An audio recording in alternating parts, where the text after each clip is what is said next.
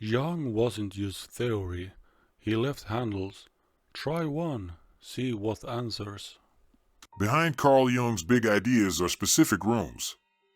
A lab that timed tiny hesitations in speech, a tower built stone by stone beside a lake, and a near-death vision that redrew his map of the soul. This is Jung in 30 minutes, 10 rooms, each with a tool you can use. Don't expect slogans. Expect handles. By the end, you'll know why he spoke of archetypes and the self, but also how to keep two ledgers for a week and let one honest symbol change something you actually do. If you want the full pilgrimage, there's a longer film. For now, one room at a time. We start where the split began, inside a boy who felt he lived two lives. Carl Gustav Jung was born in 1875 in a Swiss village on the lake, Kesswil. By day, a pastor's household, books, catechism, the measured rhythm of sermons. By night, a mother who spoke of the uncanny with a calm that did not mock it. The house taught two languages at once, duty and depth. Jung felt it as two distinct centers of identity. He later named them personality number 1 and personality number 2. Number 1 did homework, learned Latin, and worried about grades. Number 2 was older than his years, severe, watchful, as if he had stepped out of a different century and was measuring the present with a ruler the adults couldn't see. He wasn't play acting. He was reporting the texture of his inner life, modern boy and ancient witness sharing one skin. The lesson arrived early. The mind is not a blank room you furnish with ideas. It is a house with levels you discover. Dreams didn't feel like leftovers. They felt like messages with their own temperament. Moods announced themselves like weather. Symbols carried a voltage he couldn't explain. Even as a child, he noticed that certain shapes, circles, stones, towers, left a residue of meaning that outlasted their appearances. School narrowed the sky and widened the hunger. He read history and anatomy, but also watched himself watching, curious about who was doing the watching. He discovered a private method that would later become public advice: observe without decorating. Write the outer fact, write what visited, compare them over time. He didn't have the terms yet, archetype, shadow, self, but he had the habit that makes them useful, honest attention. There was shyness and illness and long stretches alone. Solitude gave him a craft. He learned to build inner furniture, images he could return to when the day thinned him out. A carved figure, a smooth stone, a path by the water, small anchors that stabilized feeling. Later you'll see that many of Jung's big concepts grow out of such ordinary rituals. Before mandalas were theory, they were a way for a boy to hold still. Two temptations haunted him and still haunt us: reduction and denial. Reduction says, it's nothing, just nerves and habit. Denial says, it's everything, and floats away. Jung took a third path: treat inner events as data with dignity. If a symbol returns, note when and how.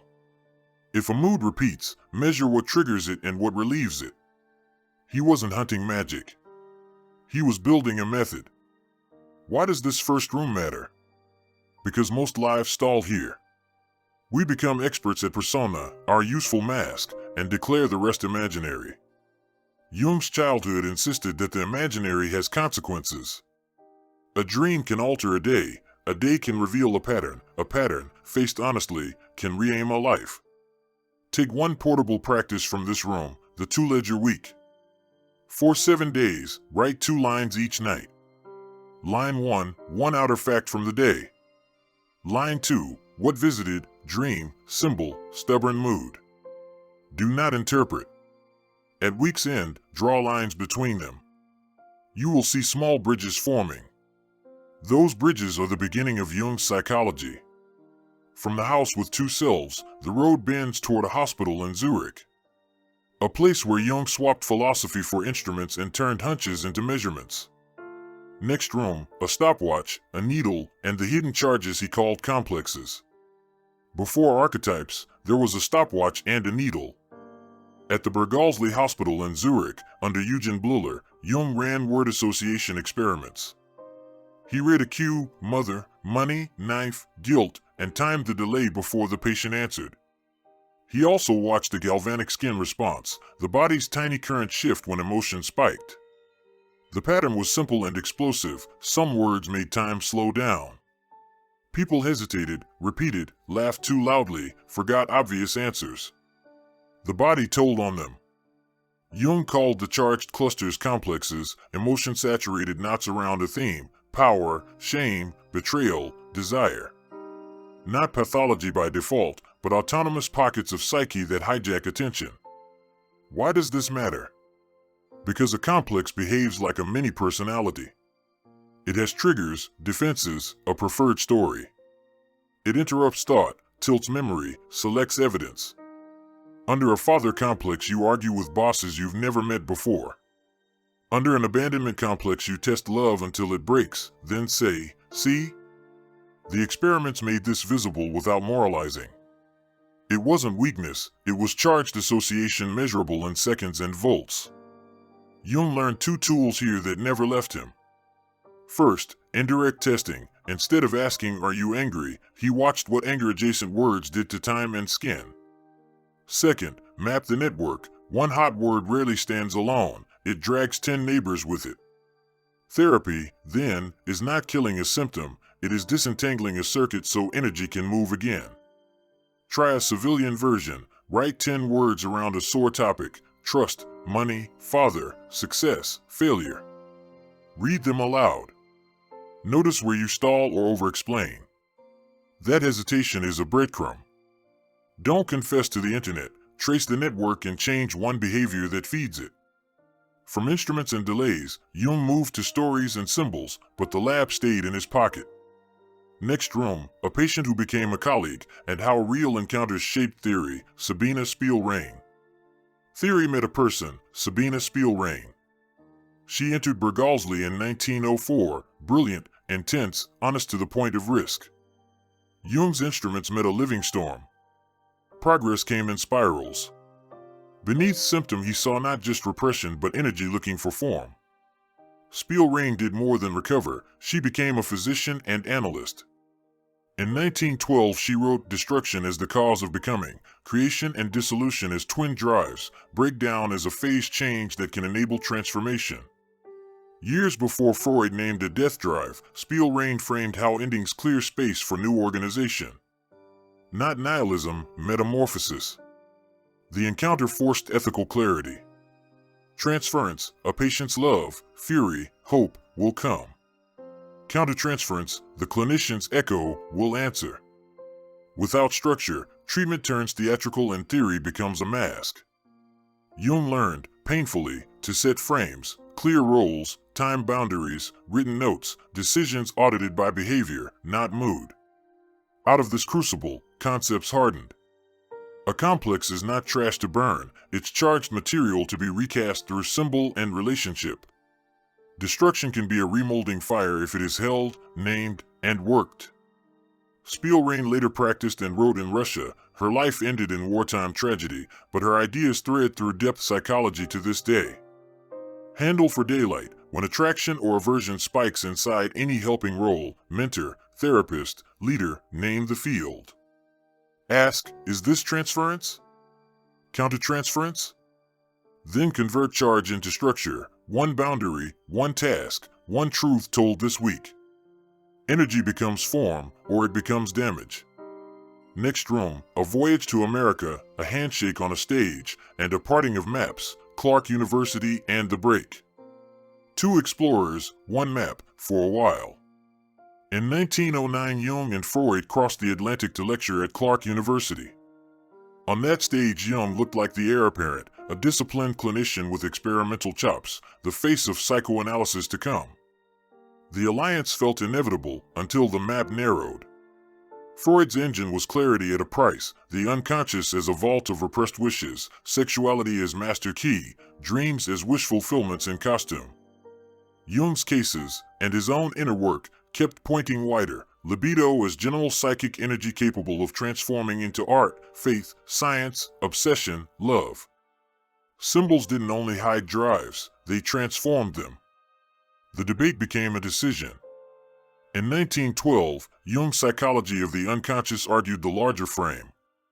For Freud, that dilution threatened the hard-won scientific posture. For Jung, reduction threatened truth on the ground.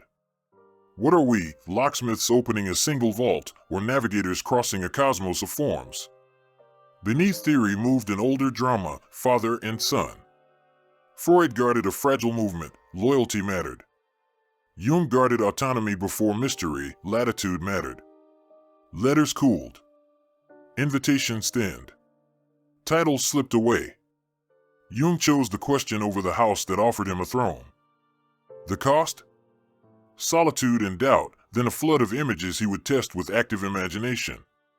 The gain? A psychology broad enough to host symbol, myth, and measurable change without worshipping any of them. Handle for daylight, beware explanations that punish dissent. If a model can't survive one honest counterexample from your actual life, enlarge the frame.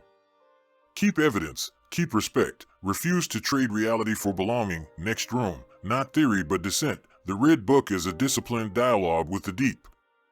After the public split came a private experiment. Jung did not chase visions, he gave them an appointment.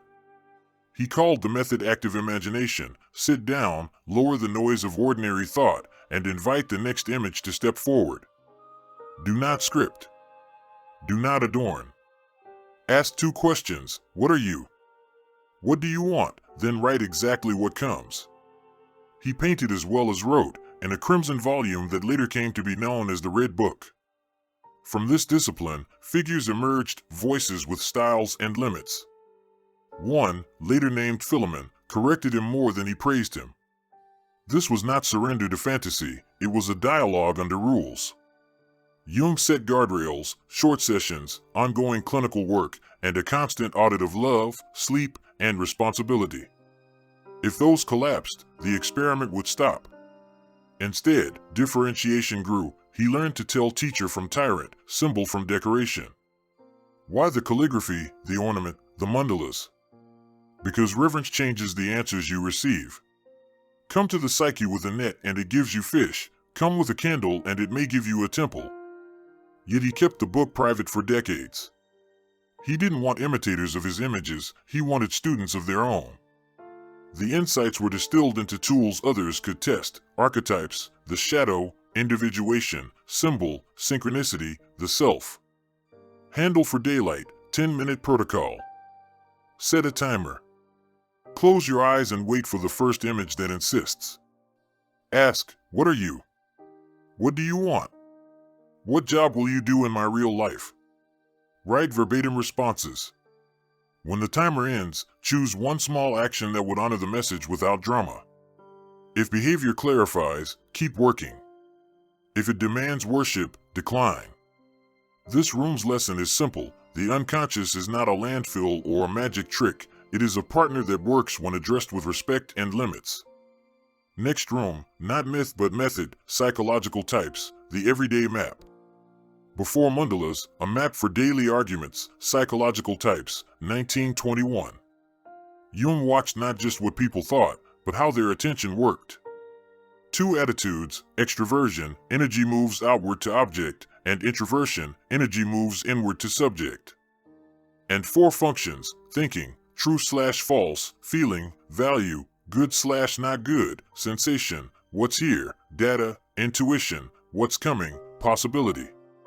Type is not a costume, it's a preferred instrument. You still own the others, but one is dominant, one helps, auxiliary, one is weak, inferior, and gets you in trouble when you're tired. A thinking dominant can run cold, a feeling dominant can bend facts, a sensation dominant can miss meaning, an intuition dominant can miss reality. Individuation isn't pick a team, it's rounding out the stack so the weak function stops hijacking you at 2 a.m. Jung's warning still stands: don't weaponize type. It explains habits, it does not excuse harm. It describes energy, it does not assign virtue.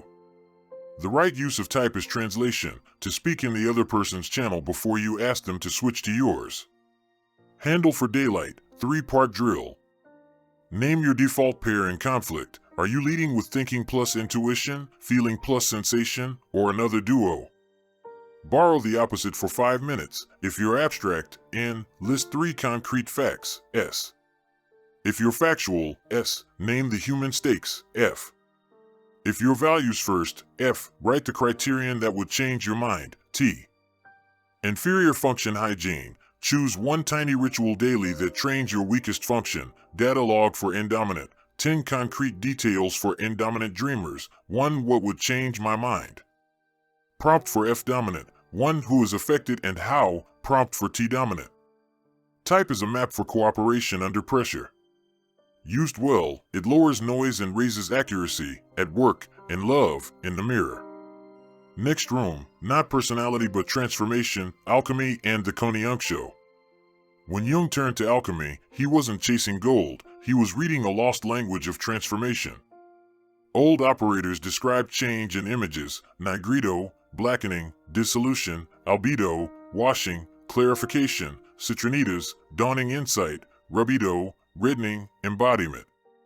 He saw his patients go through the same sequence: breakdown, cleansing, dawning, consolidation. Alchemy gave names to the union of opposites, the Coniunctionis.